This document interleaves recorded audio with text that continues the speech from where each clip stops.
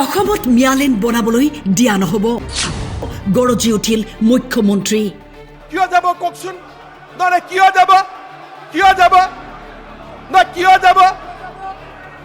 যাব আপোনালোকে কক তাৰমানে আপোনালোকে গোটেই অসমখন ল'বই মিয়া প্ৰসংগক লৈ উত্তাল সদন শাসক বিৰোধীৰ তীব্ৰ বাকযুদ্ধ তাৰমানে আপোনালোকে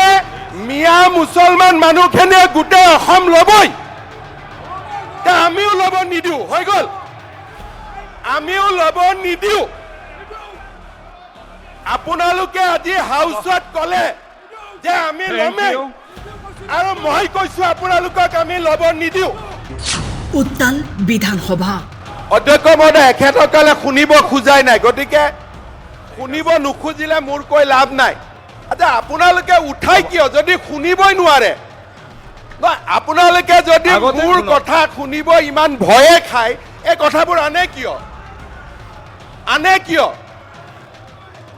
আৰে মানুহ ইমান ভয়াতুৰ হ'ব নালাগে নহয় আচ্ছা এতিয়া আজি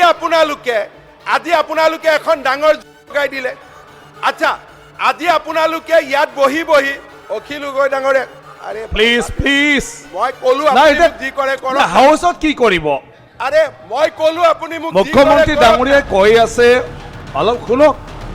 মুখ্যমন্ত্ৰীৰ ভাষণৰ মাজতেই উত্তপ্ত হৈ পৰে বিধানসভা অধিৱেশনৰ দ্বিতীয় দিন প্ৰসংগ আছিল মিয়াৰ বিৰুদ্ধে সৰব মুখ্যমন্ত্ৰী তাৰমানে আপোনালোকে মিয়া মুছলমান মানুহখিনিয়ে গোটেই অসম ল'বই আমিও ল'ব নিদিওঁ হৈ গ'ল আমিও ল'ব নিদিওঁ আপোনালোকে আজি হাউচত ক'লে যে আমি ল'মেই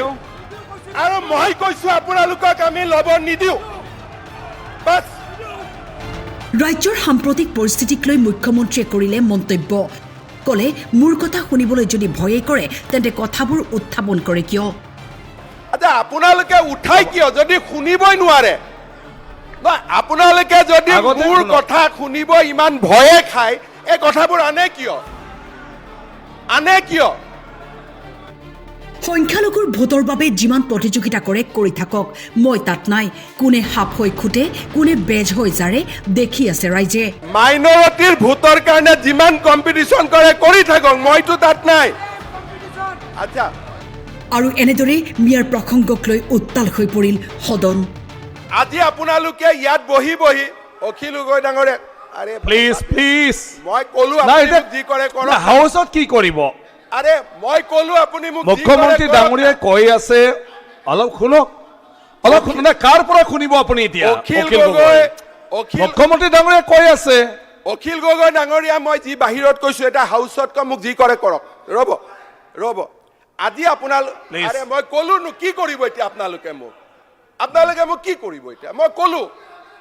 এটা আপোনালোকে কওঁতেতো মই বাধা দিয়া নাই আরে অখিল গগৈ ডাঙৰীয়া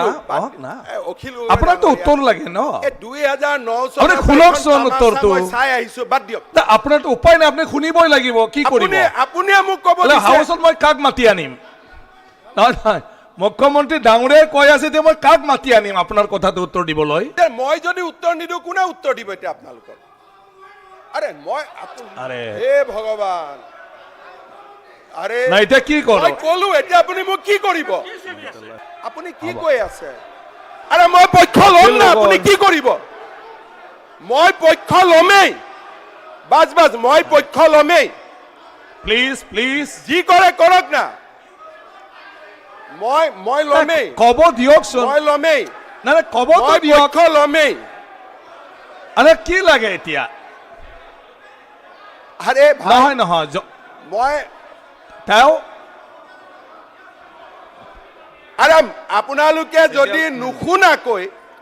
আপোনালোকে মোক ষ্টেটমেণ্ট দিবই দিয়া নাই হ'ব কি ডিভাইড এণ্ড ৰুল ঠিক আছে হ'ব একো অসুবিধা নাই এতিয়া আপোনালোক বহি লওক শুনক নিউজ ডেস্ক টাইম 8